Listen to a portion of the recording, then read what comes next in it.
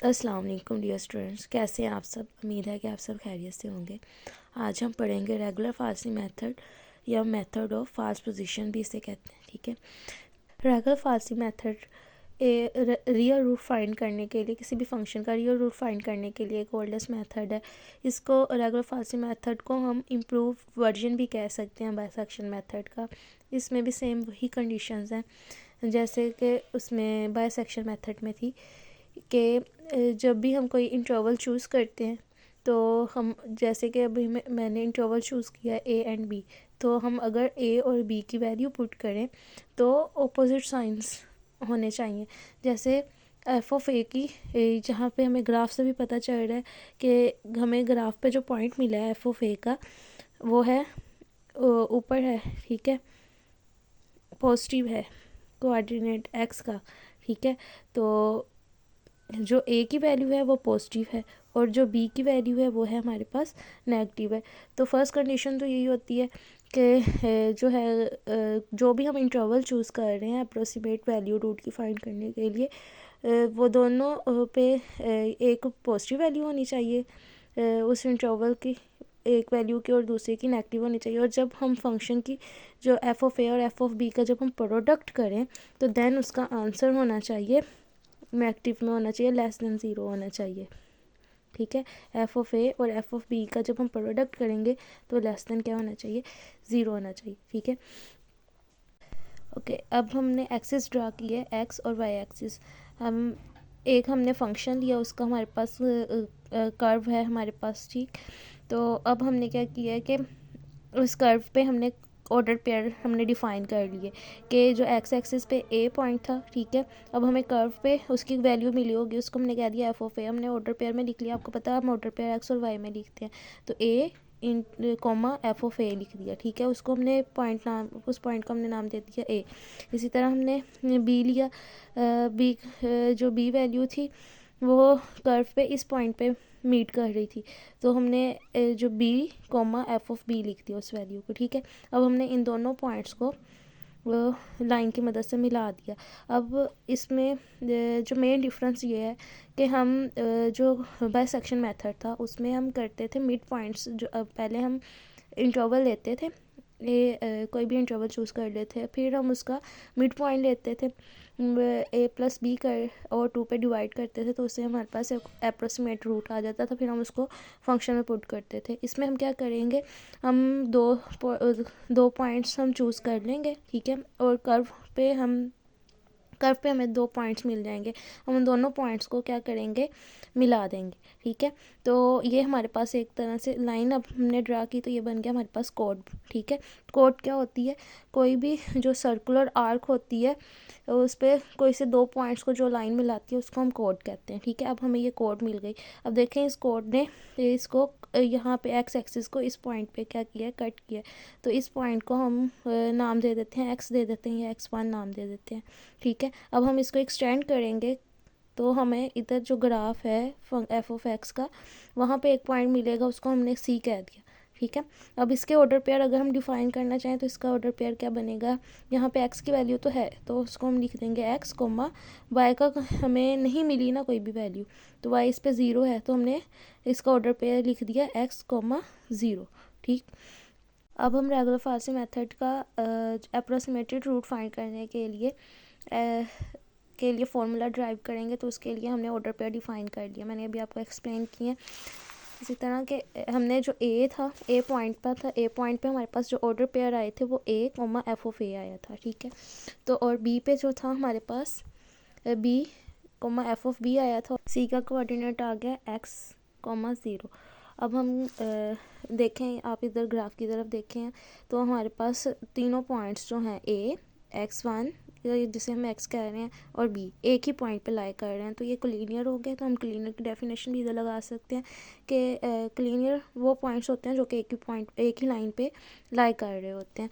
तो अगर हम for collinear points on line, तो आपने पढ़ा होगा सेकंड ईयर में कि 2 पॉइंट्स फार्मूला, वो क्या होता है कि अगर एक ही लाइन पे हमें दो पॉइंट्स मिल रहे हैं तो हम उसके लिए यूज़ करते होते थे y minus y1 is equal to y2 minus y1 x2 minus x1 into x1।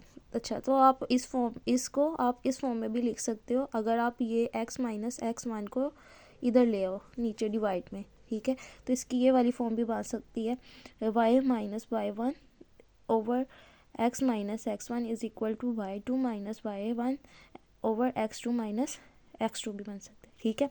तो अगर ये एक ही पॉइंट पे लाई कर रहे हैं तीनों पॉइंट्स, तो इनकी जो स्लोप है वो भी आपस में इक्वल होगी। तो हम लिख सकते हैं slope of A B is equal to slope of B C and slope of C A.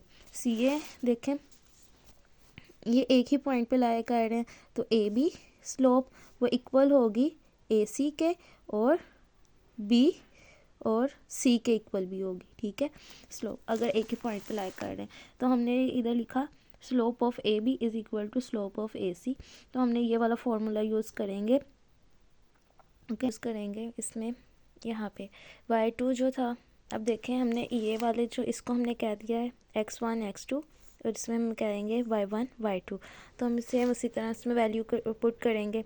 F of जो y2 था ये हो गया हमारे पास x1 x2 और ये हो गया हमारे पास y1 एंड y2 हो गया। तो हम इसमें y2 ये लिखा हुआ है ना y2, तो हम y2 के हमारे पास है f ऑफ b, तो इसमें हमने पुट किया f of b minus f of a और जो है नीचे है हमारे पास x2 माइनस x1 है। तो हमने इधर से पुट कर दिया x y1 की वैल्यू है b और x1 की वैल्यू है a। तो हमने आगे है हमारे पास y माइनस y1 की जो वैल्यू है वह एफ ऑफ ए है, y सेम एस रह जाएगा, इसी तरह x सेम एस रह जाएगा और x1 की वैल्यू है a हमारे पास। अब हम इस फॉर्मूला की क्रॉस मल्टीप्लिकेशन करेंगे, तो ये वाली जो वैल्यू है वो इस इधर आ जाएगी और ये वैल्यू इधर चले जाएगी। तो अब हमने क्या किया है कि y की जगह हमने y हमें पता था c कोऑर्डिनेट में, तो y की वैल्यू क्या थी 0 थी, तो हमने यहाँ पे 0 पुट कर दी y की value. Minus F of A आ गया, नीचे आ गया F of B minus F of A is equal to X minus A over B minus A.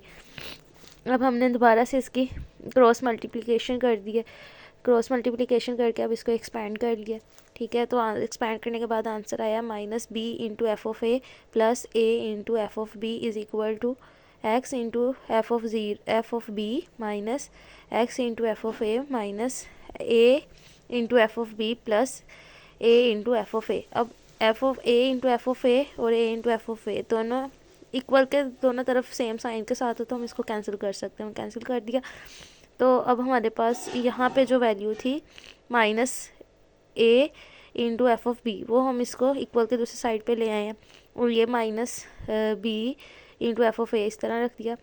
X into अब एक्स दोनों में कॉमन था, इन दोनों में हमने एक्स कॉमन लेके F of B minus F of A.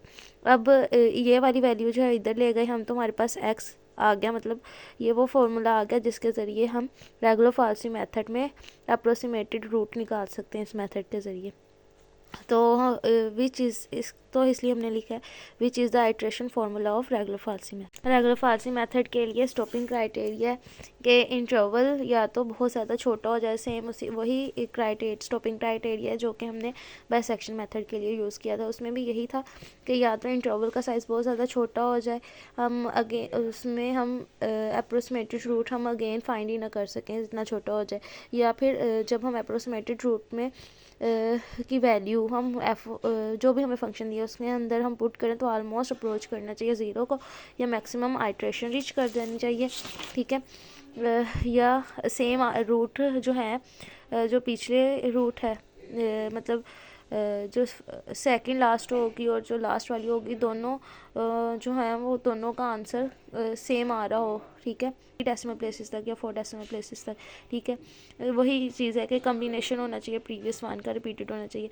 अब कुछ जो इम्पोर्टेंट नोट्स हैं कि ये सिंपलेस्ट मेथड होता है, इसमें हम क्या करते हैं जो कर्व ए बी होती है फंक्शन की उसको हम रिप्लेस कर देते हैं कोड ए बी के साथ। इसी तरह हमें नेक्स्ट हमें मिलता है अप्रोक्सीमेटली उसके क्रॉसपॉन्डिंग हमें वैल्यू मिलती है, तो हम दोनों को मिला के हमारे पास अगेन कोड, उन दोनों को मिलाते हैं अगेन कोड मिल जाती है। फिर हम वो जो कोड है जिस पॉइंट पे इंटरसेक्ट करती है एक्स एक्सिस को, उसको हम कह देते हैं अप्रोक्सीमेटेड नेक्स्ट रूट हो जाती है। फिर हम उस रूट के को वैल्यू में पुट करेंगे, नेक्स्ट हमारे पास एक और वैल्यू आ जाएगी। इसी तरह ये प्रोसेस रिपीट होता रहेगा, ठीक है। अच्छा, रेगुलर फास्टिंग मेथड में हम जो भी हम आइट्रेशन ले रहे हैं, जैसे हम कि हमें हर फंक्शन में पुट करके उसकी वैल्यू निकालनी पड़ती है, और जो उसका जो ऑर्डर ऑफ कन्वर्जेंस होता है इसका लीनियर होता है, वन भी कह सकते हैं, या इसका ऑर्डर ऑफ कन्वर्जेंस क्या है, लीनियर है, ठीक है। अब हम इसकी एग्जांपल देख लेते हैं। एग्जांपल है हमारे पास x log 10 x minus 1.2 is equal to 0। अब हमने इसका रेगुलर फास्टिंग मेथड के ज़रिए हमने निकालना है इसका अप्रोक्सीमेटेड रूट या रियल रूट निकालना है। तो अब जैसे कि यहाँ पे हमें मेंशन नहीं किया गया कि हमें कितनी डिग्री ऑफ एक्यूरेसी चाहिए, तो मैंने आपको बताया था कि अगर नहीं मेंशन है तो आप ज़्यादा से ज़्यादा रूट की 3 डेसिमल प्लेसेस तक एक्यूरेसी लेके आते हैं, ठीक है। या ठीक, अब हम इसमें पहले अगर हम लेते हैं 1 से 2 और 3 के दरमियान ले रहे हैं, ठीक है, तो ये इंटरवल बहुत ज़्यादा बड़ा हो जाएगा। हम छोटा इंटरवल भी हम चूज़ कर सकते हैं ताकि जल्दी हमारा आंसर आ जाए, हमें ज़्यादा आइट्रेशंस ना करनी पड़े। तो हम चूज़ कर लिया मैंने 2.7 पुट किया है फंक्शन के अंदर, तो उस पर वैल्यू आ रही है हमारे पास माइनस में, ठीक है। फिर मैंने 2.8 चूज़ किया तो 2.8 पॉजिटिव आ रहा है, तो हमारा इंटरवल मिल गया कि हमें इंटरवल ऐसा हम चूज़ करते हैं ना जिसमें हमारे पास नेगेटिव और पॉजिटिव आंसर आना चाहिए, ठीक है। तो 2.7 पे हमारे पास नेगेटिव आंसर है, 2.8 पे पॉजिटिव आ रहा है, तो हमने ये इंटरवल चूज़ कर लिया, 2.7 से 2.8 तक चूज़ कर लिया, ठीक। अब हम क्या करेंगे, अब इसके अप्रोक्सीमेटेड रूट निकालनी है, तो अप्रोक्सीमेटेड रूट निकालने के लिए हमने अभी फार्मूला पीछे ड्राइव किया है, तो हम वो फार्मूला, अब इधर मैंने एक्स सी नोट का है तो आप एक्स नोट भी कह सकते हैं, ठीक है। तो सेम वही फार्मूला है हमने। अब हम फर्स्ट आइट्रेशन कर रहे तो इसको एक्स सी नोट कह दिया, सी, फिर हम नेक्स्ट का करेंगे तो हम C1 कह देंगे। तो अब हम इसमें वैल्यूज़ पुट करेंगे, ए की वैल्यू है हमारे पास 2.7, ठीक है। तो एफ ऑफ बी हम पहले हम फॉर्मूला में पुट किया है, एफ ऑफ बी था हमारे पास 2.8 था, 2.8 की हमने वैल्यू निकाली हुई है 0.0520, ठीक है। इसी तरह हम बी नोट की वैल्यू पुट कर देंगे, बी नोट 2.8 है, और एफ ऑफ ए था हमारे पास 2.7, उसकी हमने वैल्यू फंक्शन में हमने पुट करके निकाली हुई है माइनस 0.0357, ठीक। तो 3.53, ठीक है। तो हमने ये पुट किया और नीचे ए और बी की वैल्यूज़, एफ ऑफ बी की वैल्यूज़ पुट कर दी हैं। आ गई, यहाँ तक आपने सॉल्व कर लिया। अब हम इसको नेक्स्ट दोनों को प्लस करेंगे तो हमारा आंसर यहाँ तक आ जाएगा। तो हमारा आंसर आ रहा है 2.7399 आ रहा है, तो हम राउंड ऑफ करके हमने 400 कर लिया, ठीक है। तो अब हम इसको वैल्यू में पुट करेंगे तो हमारा आंसर आ रहा है -0.006 आ रहा है। अब हम इसे अगेन करेंगे तो दोबारा से यही आंसर आ रहा है, तो इस वजह से हमने ये लिख दिया कि 2.7440 is the required root. Next example है हमारे पास x minus cos x is equal to 0। हमने पहले 0 पुट किया तो 0 पुट करने पे -1 आ रहा था, फिर 1 पुट किया तो हमारा पॉजिटिव आ रहा है, तो हमने जो इंटरवल चूज़ कर लिया 0 और 1 चूज़ कर लिया, ठीक है। अब ए की वैल्यू को हमने 0 कह दिया, बी की वैल्यू को हमने 1 कह दिया। फर्स्ट आइट्रेशन कर रहे हैं, फार्मूला लगाया, फार्मूला में पुट किया तो हमारे पास जो रूट आई 0.6851 है। अब इसको हम फंक्शन में पुट करेंगे, हम देखेंगे क्या ये पॉजिटिव आ रही है नेगेटिव आ रही है। अगर पॉजिटिव आ रही होगी तो हम पॉजिटिव वैल्यू के साथ रिप्लेस कर देंगे, अगर नेगेटिव आ रही हो तो नेगेटिव के साथ रिप्लेस कर देंगे। वैल्यू में हमने पुट किया तो हमारी नेगेटिव आए, तो नेगेटिव वैल्यू किसके साथ आई थी, 0 पुट करने पे आई थी ना नेगेटिव वैल्यू, तो हम उसको उसके 0 को रिप्लेस कर देंगे इस रूट के साथ, और हमारा जो इंटरवल है वो छोटा हो जाएगा। अब हमारा इंटरवल बन जाएगा 0.6851 से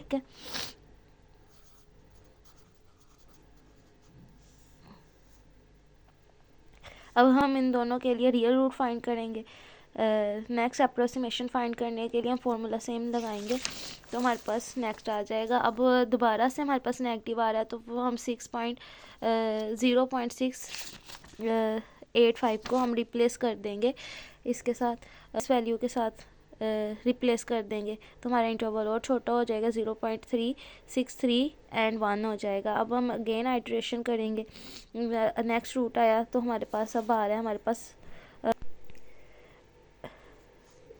इस रूट को हमने पुट किया फंक्शन में, तो अगेन हमारा आंसर आ रहा है माइनस में, -0.0014। ठीक, अब हम इसको, इस रूट को हम रिप्लेस कर देंगे पिछले वाली प्रीवियस रूट के साथ, तो हमारा जो नेक्स्ट इंटरवल बन जाएगा वो बन जाएगा 0.7390 एंड बी की वैल्यू आ जाएगी 1। अब इस पर हम फोर्थ आइट्रेशन करेंगे, तो नेक्स्ट रूट आ गया 0.7391। अब इसे हमने पुट किया, तो हमारे पास वैल्यू अप्रोच कर रही है 0 को। ठीक है, इससे पीछे वाली आप देखें तो वो भी हमारे पास 0 में ही अप्रोच कर रही थी, तो अगेन आंसर नेगेटिव में आ रहा है। अब देखें, अगर मैंने दोनों को कंपेयर किया कि अगर हमारे पास 0.7390 था तो वहाँ पे भी नेगेटिव आ रही थी, और जब हमारे पास रूट आई 0.37391, इस पे हमारा आंसर है 0.003। तो जब हमारे पास इंटरवल देखें, अब हम इंटरवल की जो वैल्यूज़ बनेंगी ना, इंटरवल बनेगा हमारे पास 0.7390 टू